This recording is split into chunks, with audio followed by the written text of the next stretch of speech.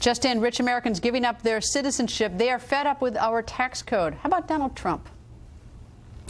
Donald, nice to see you. Hello, Greta. So, Donald, there are apparently reports that there are a soaring number of Americans renunciating their citizenship and moving to other countries. What are your thoughts about that? Well, people are very discouraged by everything that's happening in this country. We have a lack of leadership. We don't have any leadership at the top, and people are very, very discouraged. So while that's surprising, perhaps when you think about it, it's not so surprising. Is there, I mean, would you ever consider anything like that? I mean, would it ever get so bad for someone like you that the thought would even cross your mind? No, I would never consider it, no matter how bad it gets, and it's pretty bad, but I would not consider that, no. I know 2016, it seems like a long time away, but with everyone in Iowa last weekend, including yourself, let me ask you a few questions about 2016. First of all, what are your thoughts about Senator Rand Paul, and Senator Ted Cruz both serving the Tea Party side of the Republican Party? Well, they're both interesting guys, and they've got something to say, and everybody has something to say, I guess, but some of their ideas are good. I met, actually, Ted Cruz the other day for the first time in Iowa. I thought he was a terrific guy. I met his father, also terrific, and we had a great conversation. What is it going to take for the Republicans to win back the White House in 2016? It's going to take the perfect candidate. Tough, smart, compassionate. If you don't have the perfect candidate, Hillary will be president. I assume she's going to get the nomination. It looks that way. I mean, assuming good health and lots of other things. But it certainly would seem that Hillary's getting the nomination, and she's going to be tough to beat. Actually, she'll be tougher to beat than President Obama, in my opinion. So they need the perfect candidate. All right, two questions. Let me ask you. First one is, what would a Hillary Clinton presidency look like? And then the second one is, who could beat her? Well, a lot of things. I mean, we're dealing with years away, and it's very hard to say who can beat her. It could be a person that hasn't emerged. It could be somebody that we're talking about. It could be a lot of different people, maybe.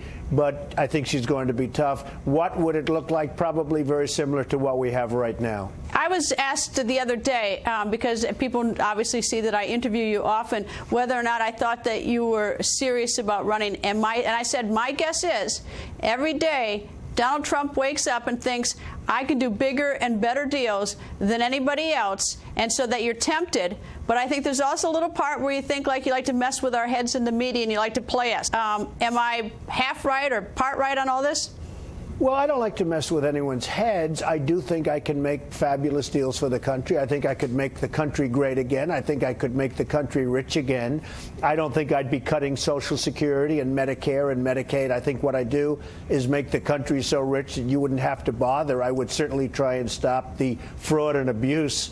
But, you know, when I look at some of the things that the Republicans and in certain cases the Democrats say, that's not about greatness. So what you have to do is you have to make this country great again.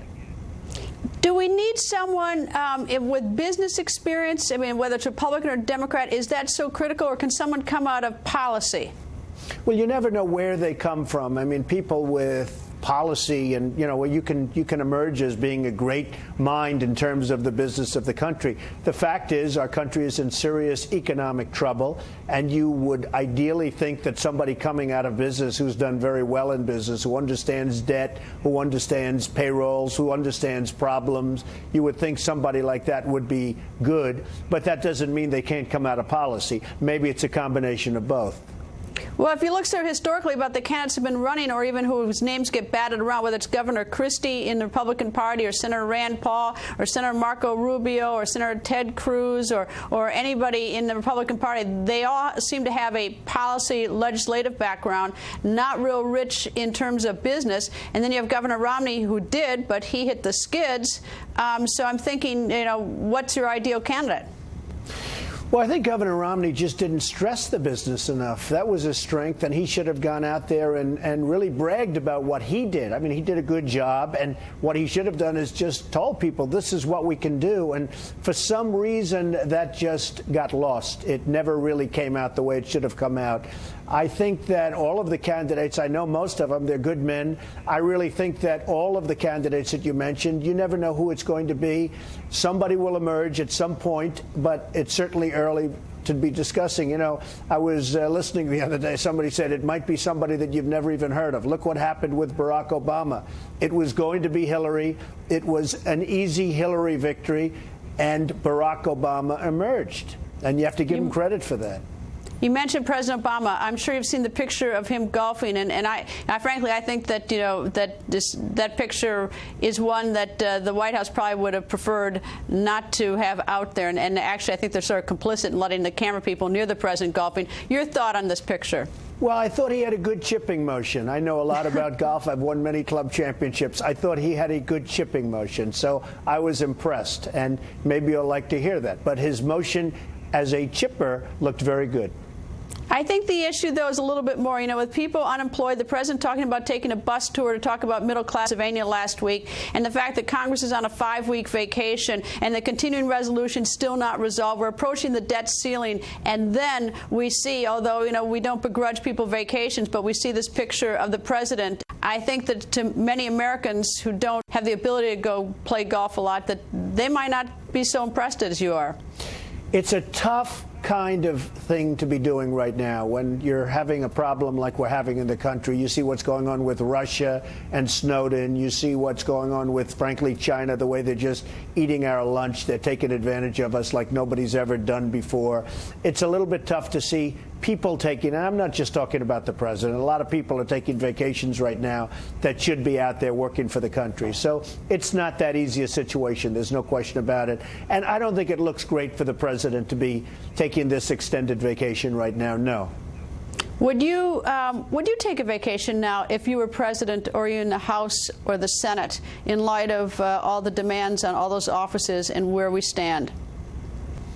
Well, I probably wouldn't. I've never been a big vacation person. When I take vacations, I go to my places, whether it's Doral in Miami or Los Angeles on the ocean. I mean, I can do it in a half a day. I've got my vacation. So I really have a lot of different places I go to, so that's a little bit unfair. But I've never been one to take 3-week extended vacations. I think I'd go a little bit up here. I just couldn't do it. I wouldn't want to be away that long. I notice some of the politicians, and the president certainly fits into that category, they really like those long-term vacations. I don't get it. Is there a disconnect between the very rich and the very poor in this country? Can a very rich person ever understand a very poor person's problems in order to be an effective president for him or her? I do. I think so. I absolutely think so. In fact, actually, the people I resonate best with are poor people and people that are really blue-collar. That seems to be a base that I have. I have a tremendous base. Those are the people that like me because I discuss this country. I know what's going wrong with this country. We're losing our jobs to other countries.